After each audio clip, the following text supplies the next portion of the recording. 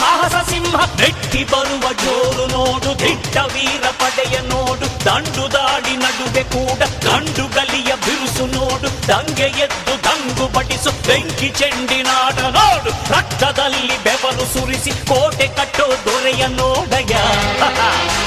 ಇವನಿದ್ದ ಕಡೆಯಲ್ಲೆಲ್ಲ ಘೋರ ಸಿಂಹ ಗರ್ಜನೆ, ಅದು ಯಾರು ಬಂದರು ಕೊನೆಯಾಗದು ಸಿಂಹ ಗರ್ಜನೆ.